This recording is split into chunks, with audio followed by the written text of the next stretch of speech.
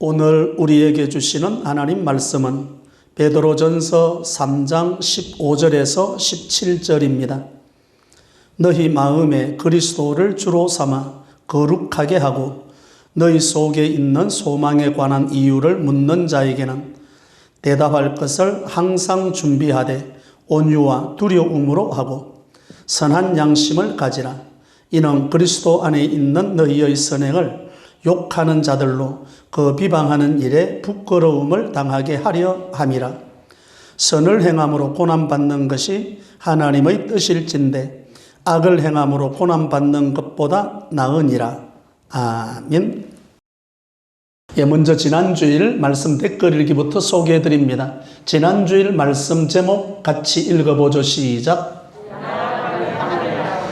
변화받은 하늘 나그네라는 제목의 말씀을 들었습니다. 들으시고 여러분들이 댓글을 이렇게 달아주셨습니다.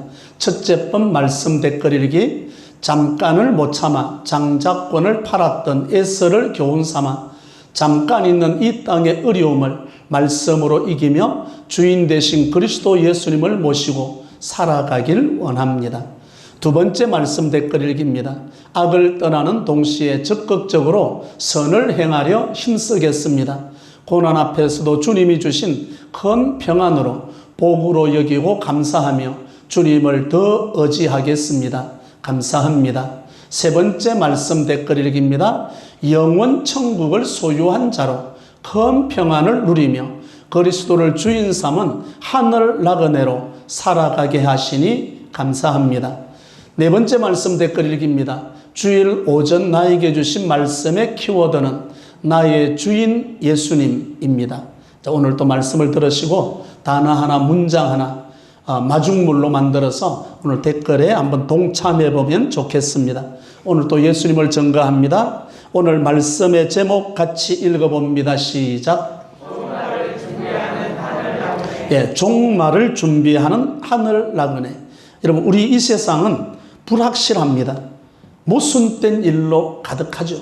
그럴 줄 몰랐는데 이런 말들이 우리 입에서 그냥 심심찮게 나올 정도로 모순된 일들이 많지만 그래도 성도요 그리스도인이요 하늘 나그네는 항상 선을 행하고 말씀대로 바르게 살기 위해서 힘써야 한다고 오늘 베드로 사도가 우리에게 성경에 기록해서 이렇게 말씀해 줍니다.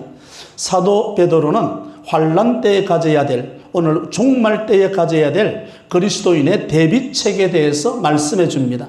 오늘 말씀에 베드로전서 3장 15절에서 17절 말씀 보면 마음속에 그리스도를 거룩하게 주님으로 모시고 진리를 묻는 자들에게는 온유와 두려움 가운데 선한 양심으로 복음을 전하라고 말씀합니다. 선한 양심을 가지고 선을 행함으로 고난받는 것이 하나님의 뜻이라고 말씀합니다. 의인의 선한 양심을 세상에 소망을 주고 고통을 받는 사람들을 치료하고 가족과 사회와 민족을 살리는 의의 제사가 됩니다. 그래서 오늘 말씀의 제목이 종말을 준비하는 하늘 나그네, 이런 제목으로 말씀을 듣습니다. 첫 번째 말씀입니다. 온유와 두려움으로 대답을 준비함입니다. 15절의 말씀 같이 합독합니다. 너희 마음에 그리스도를 주로 삼아 거룩하게 하고 너희 속에 있는 소망에 관한 이유를 묻는 자에게는 대답할 것을 항상 준비하되 온유와 두려움으로 하고. 아멘. 우리가 믿음의 도전을 받을 때 뭔가 반응하고 대답을 해야 되지 않습니까? 지금 그 말씀을 하고 있는 거예요. 우리도 대답할 말을 늘 준비하고 있어야 되는데 그 대답할 말들이 우리 자신부터 내가 구원의 확신을 가지고 있어야 불신자들에게 구원에 대한 말씀을 전할 수가 있는 거죠. 그래서 베드로 사도는 첫 번째로 구원받은 사실을 확신해야만이 다른 사람에게 영적으로 도움을 줄 수가 있습니다. 두 번째로는 하나님과 나의 바른 관계입니다. 하나님과 내가 바른 관계에 있어야 본이 되고 마지막 때를 준비할 수 있다는 거죠. 하나님과 나의 관계가 바른 삶으로 살아가는가. 우리 새벽에 다윗 이야기 계속 듣지 않습니까? 다윗 주변에 그렇게 용맹한 군사들이, 용사들이 그렇게 포진했던 것은 다윗 자신이 먼저 하나님과 올바른 관계를 맺기 때문에 사람들이 모여드는 거죠. 그러면 사울에게는 왜 안 모여듭니까? 하나님과의 관계가 어그러진 거예요. 우리 하나님과의 관계를 바르게 하면, 바르게 관계를 가지고 살고 있으면 우리에게도 다른 사람을 복음을 전할 수 있는 기회가 되어진다는 말씀을 합니다. 그러니까 우리는 왜 구원을 받았는지를 알고 있어야 다른 사람에게 구원에 관한 이야기를 해줄 수가 있는 것입니다. 우리들이 영원한 구원을 받았음을 어떻게 확신할 수 있는지를 다른 사람에게 설명해 줄 수 있는 능력을 갖춰야 된다. 그게 오늘 베드로전서 3장 15절의 말씀입니다. 그래야 불신자들을 믿음으로 인도하고 구원에 초대할 것 아니에요. 마태복음 26장을 한번 봅니다. 26장 69절에서 70절. 베드로가 그 말을 준비하지 못해가지고 실패한 경험이 있습니다. 그 말씀이죠. 69절 같이 합독합니다. 베드로가 바깥뜰에 앉았더니 한 여종이 나와 이르되 너도 갈릴리 사람 예수와 함께 있었도다 하거늘. 그까지죠. 그러면 베드로가 너 예수와 함께 있었네? 그러면 베드로가 뭔가 대답해야 되죠. 그런데 그 다음 70절 보십시오. 베드로가 모든 사람 앞에서 뭐하여? 준비 안 돼 있는 거예요.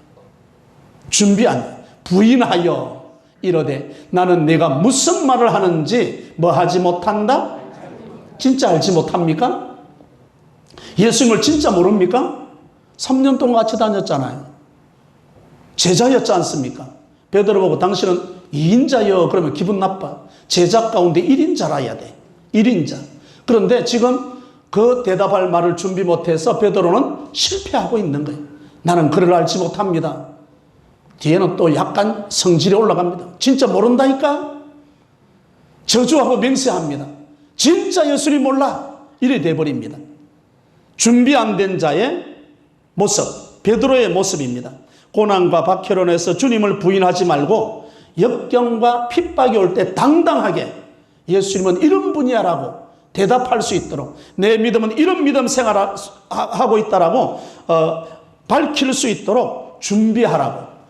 전에 자기가 실패했던 경험을 되돌아보면서 지금 베드로 사도는 베드로전서 3장 15절에서 말씀하고 있는 거죠.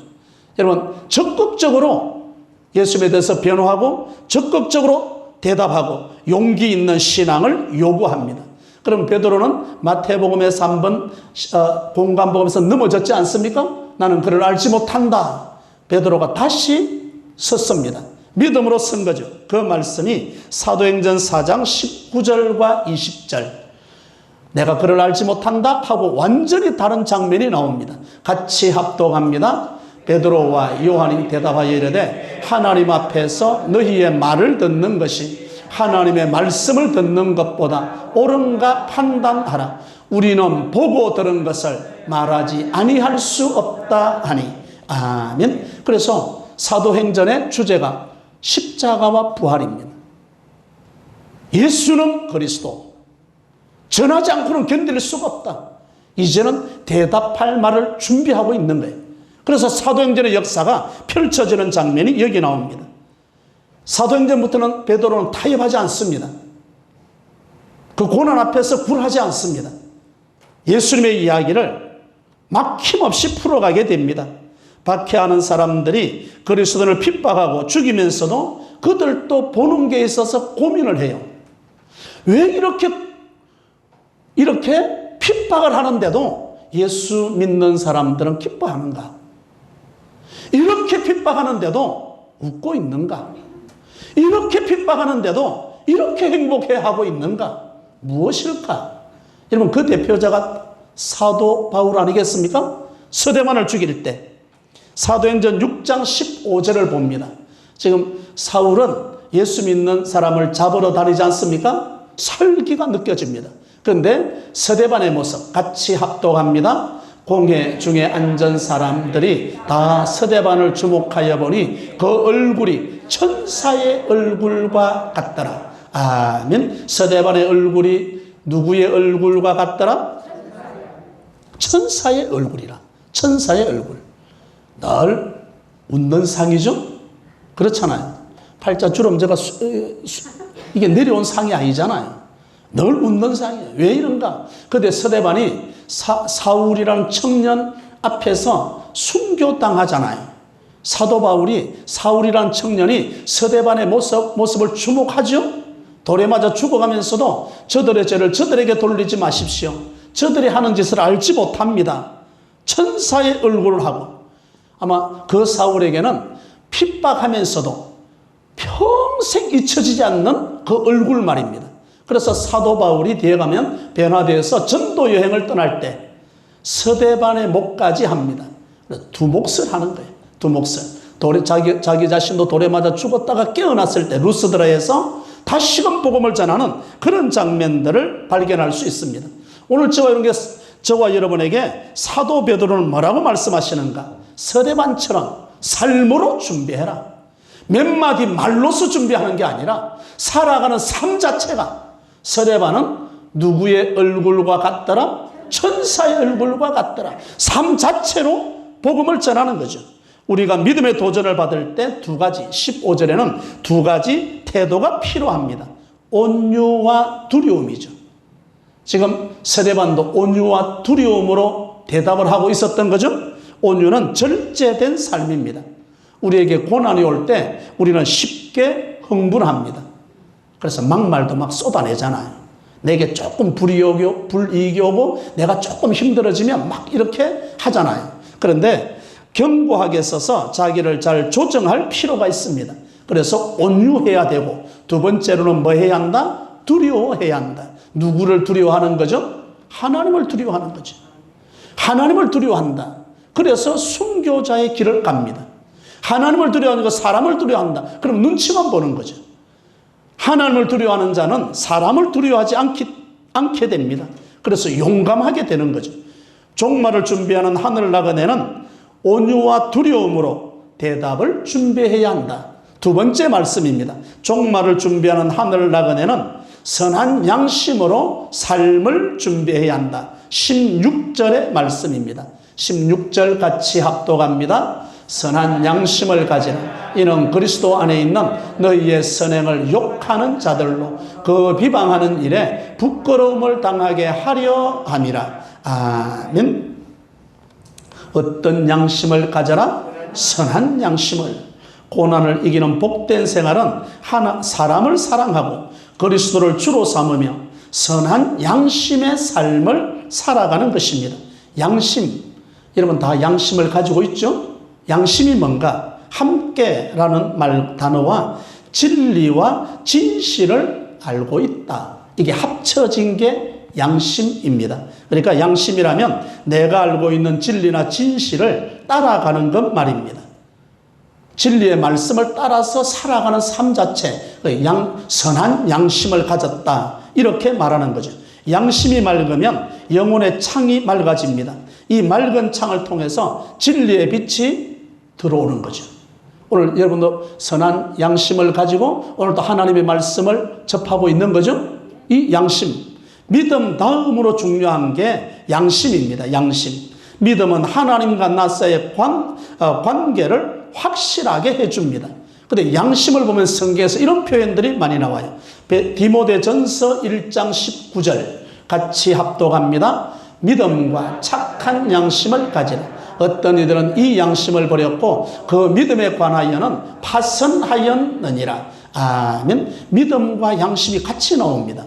믿음과 무엇을 가져라? 착한 양심. 고린도전서 8장 7절은 양심이 약해진다. 이렇게 말씀하고요. 디도서 1장 5절은 양심이 더러워질 수 있다라고 말씀하고요. 디모데전서 4장 2절은 양심은 화인 맞을 수 있다. 양심은 착한 양심, 선한 양심이 있는가 하면 그 양심이 약해지고 더러워지고 화인 맞은 양심이 되는 거죠. 그래서 그런 말 하죠. 얼굴에 철판 깔았냐. 양심이 완전히 무너져 버린 거죠.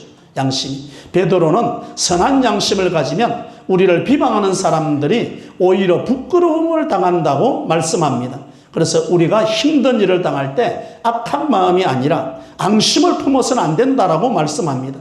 저 사람은 마음에 안 들고 저 사람은 동네 다니면서 나에게 안 좋은 말만 해대니까 두고 보자. 복수를 계획하지 말라고 이야기합니다. 비난한 자에게 똑같이 비난하면 그것은 계속해서 문제만 양산되는 거죠. 비난하는 사람에게 이기는 방법은 칭찬으로 나옵니다. 이런 비난하는 사람의 칭찬보다 우리에게는 앙심, 악한 마음이 먼저 솟아오르죠. 예. 이 단어를 보면 앙심과 양심 비슷한 것 같지 않습니까? 뭐 하나 차이죠? 점 하나 차이. 앙심과 양심 점 하나 차이. 쭉정이와 알곡도 끝은 비슷하잖아요. 알맹이가 없는 것처럼 우리는 앙심이 아니라 선한 양심을 가질 수 있기를 바랍니다. 앙심과 양심은 그 뜻이 완전히 다른 거죠. 이사야 53장 7절입니다. 같이 합독합니다. 그가 곤욕을 당하여 괴로울 때에도 그의 입을 열지 아니하였으며 마치 도수장으로 끌려가는 어린 양과 털 깎는 자 앞에서 잠잠한 양같이 그의 입을 열지 아니하였도다. 아멘. 예수님의 이야기입니다. 이사야 53장은 예수님의 예언된 말씀이죠. 예수님께서 십자가에 못 박힐 때 앙심을 품지 않죠? 선한 양심으로 오늘 하나님의 뜻을 이루면서 가고 있는 거죠. 우리에게도 이 말, 예수님을 닮아서 우리가 걸어가야 될 길을 여기에서 말씀해 주는 거죠.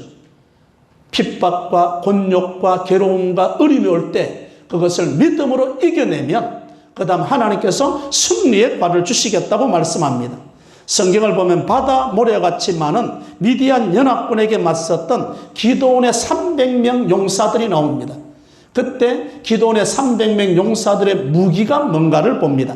사사기 7장 16절 같이 합독합니다. 300명을 세대로 나누어 각 손에 나팔과 빈 항아리를 들리고 항아리 안에는 횃불을 감추게 하고 아멘. 여기 300명을 세대로 나누어 각 손에 무엇과 나팔은 뭐 해야 되는 거죠? 불어야죠. 소리가 나야 되죠. 우리에게도 마찬가지입니다. 입으로 증거하는 걸 말씀합니다. 우리가 입으로 복음을 증거하고 아까 첫 번째 말씀했던 것처럼 준비된 대답이 나와야 되잖아요. 베드로처럼 준비가 안 돼가 내가 그분 모릅니다. 그러면 안 되는 거죠.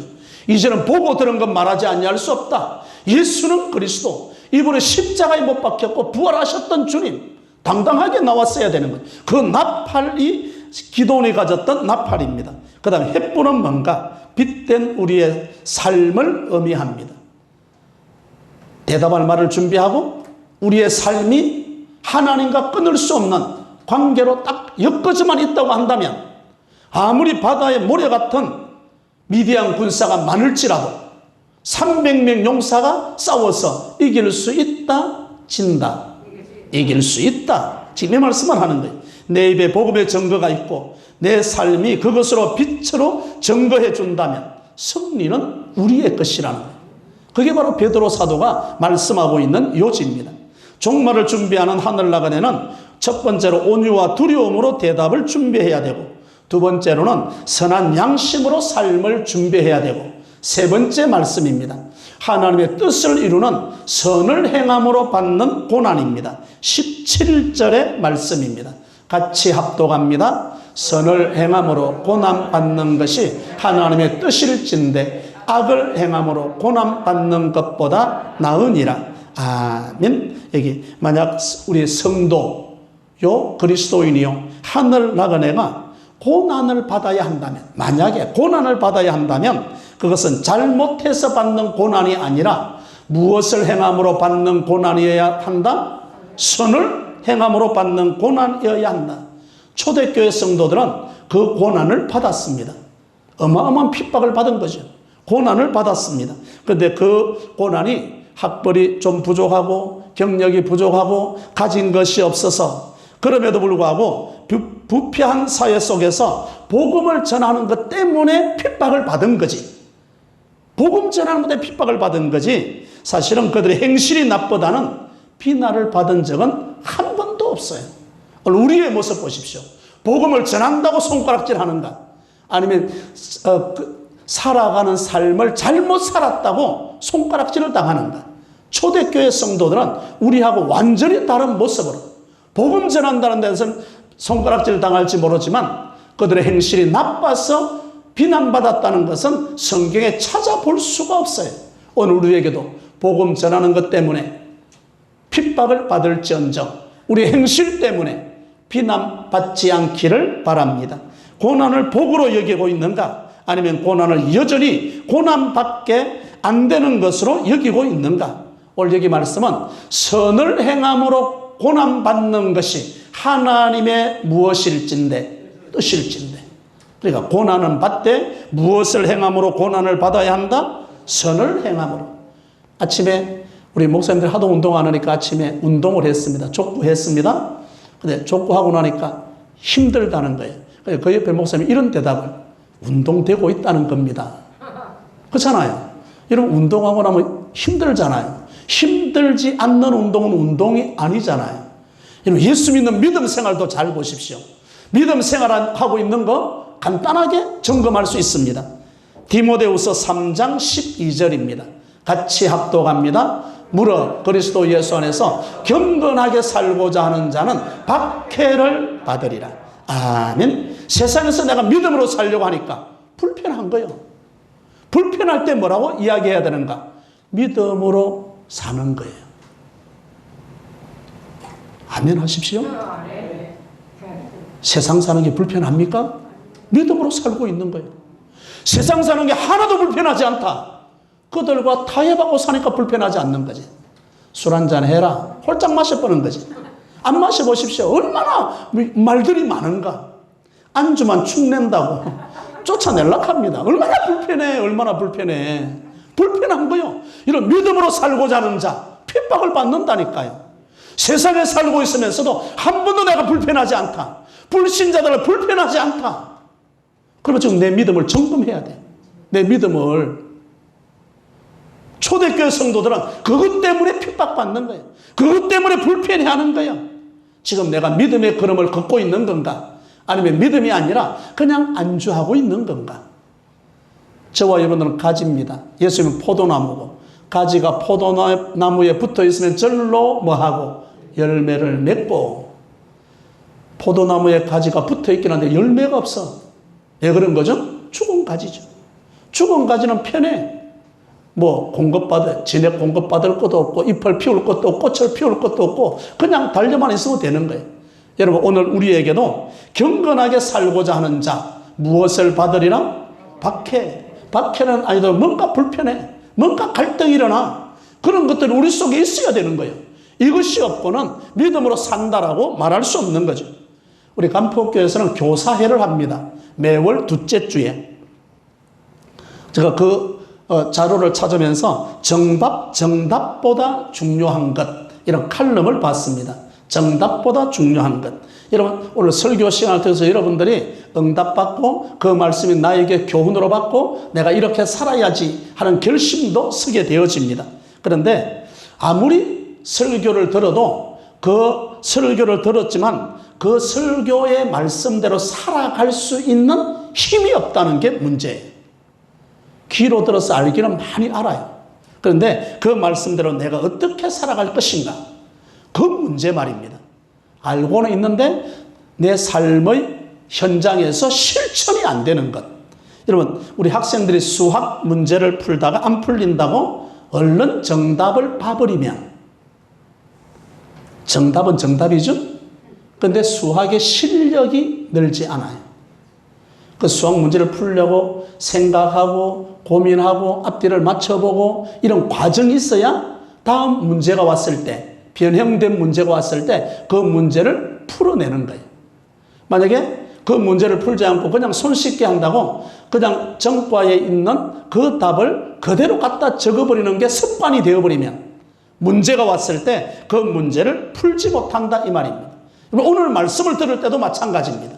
상담을 하고 대화를 하고 말씀을 들었을 때도 내게 오는 그 말씀대로 어떻게 살아갈 것인가 고민해야죠. 고민해야죠. 그 말씀을 붙들고 하나님 앞에 엎드려야죠. 하나님 이 말씀을 내가 어떻게 해야만 합니까? 이 문제를 내가 풀 수 있도록. 그래서 묵상이라는 단어가 여기에서 나옵니다. 생각하는 거죠. 말씀대로 살려고 몸부림치는 거죠. 그러다 보니까 우리의 믿음의 실력이 향상되기 시작하는 거예요. 향상되기. 가만히 있고 교회만 왔다 갔다 한다. 그래서 우리 코로나 기간에도 여러분 구역 점수 몇 점 도전으로? 1000점 도전으로 몸부림치는 거예요. 어떻게 하든 1000점을 만들어 보려고. 성경도 있고 이웃과의 관계 맺기를 하고 영상으로 이렇게 보내기도 하고 말씀 댓글 일기를 쓰기도 하고 주보 성경 문제를 풀기도 하고 이런 것들이 다 어우러져서 그러는 가운데, 그렇게 하는 가운데 저와 여러분들의 믿음이 점점 성장해 간다 그 말입니다.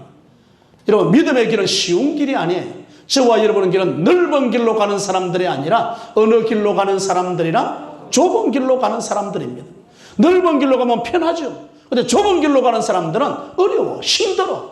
그럼에도 불구하고 그 길을 고수하는 것은 우리의 믿음이 성장해야 되기 때문에 그렇습니다. 쪽집게 과외 강사. 교회는 그런 거 필요 없어요. 믿음으로 그 과정을 통과해야 되는 거예요. 그 걸음을 걸어야만 되는 거죠. 우리의 답은 하나님께서 이거 해라 저거 해라 그렇게 말씀하기를 좋아하지 않습니다. 하나님은 우리와 함께 동행하기를 원하시는데 일방적으로 이거 저거 강요하시는 분이 아닙니다. 여러분, 골로새서 1장 24절입니다. 골로새서 1장 24절 같이 합독합니다. 나는 이제 너희를 위하여 받는 괴로움을 기뻐하고 그리스도의 남은 고난을 그의 몸된 교회를 위하여 내 육체에 채우노라. 아멘. 이 말씀을 그대로 보면 이런 게 뉘앙스가 와요. 예수님께서 고난을 남겨두셨는가? 아니요. 이 구절은 예수님께서 고난을 남겨두셨다, 예수님이 다 담당하지 않았다 그 말씀이 아니라 나는 이제 너희를 위하여 받는 괴로움을 기뻐하고 그리스도의 어떤 고난? 남은 고난을 그의 몸된 교회에서 내 육체에 채운다 이 말씀. 예수님께서 고난을 다 지시지 않고 다 이루시지 않고 남겨둔 고난이 아니라 예수님은 교회의 무엇이 되십니까? 머리. 우리 교회가 지체잖아요. 예수님은 머리가 되세요. 그리고 저와 여러분들은 뭐가 되죠? 지체가 돼요. 손이 되고 발이 되고 입이 되고 눈이 되고 귀가 되고 지체가 됐잖아요. 그럼 머리가 아프면 손이 아프다 안 아프다? 그 아픔을 이야기하는 거예요. 지체로서의 아픈 말입니다. 지체로서의 아픔. 여러분, 교회가 아플 때, 교회가 힘들어할 때 여러분이 힘들어합니까? 그러면 한 몸이에요. 지금 그 이야기를 하고 있는 거예요. 여러분, 옆에 있는 성도가 아픈데 내가 아파옵니까?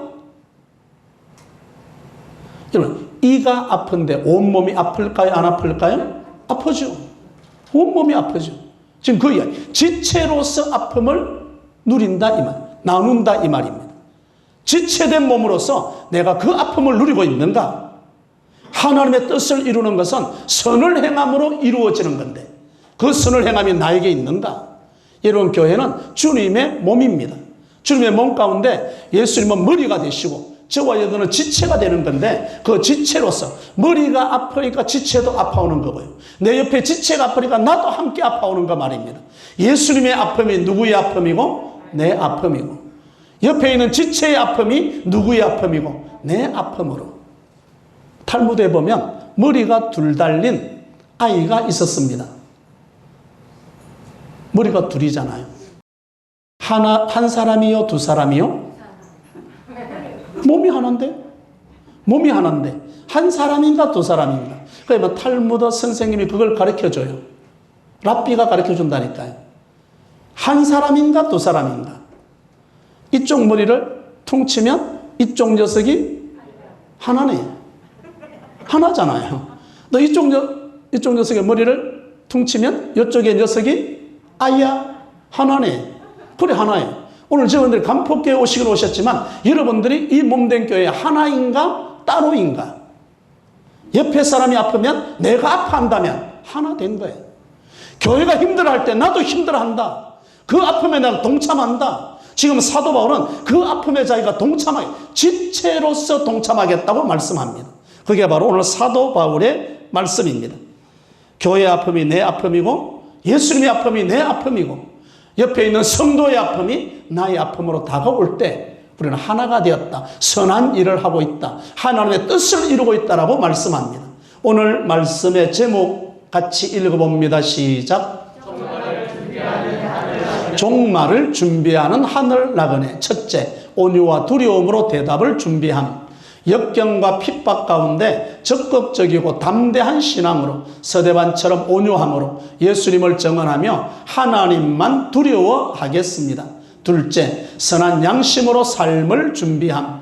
우리를 비방하는 사람들에게 앙심을 품지 말고 도수장으로 끌려가는 어린 양 대신 예수님처럼 선한 양심으로 하나님의 뜻을 이루며 살겠습니다. 셋째, 하나님의 뜻을 이루는 선을 행함으로 받는 고난입니다.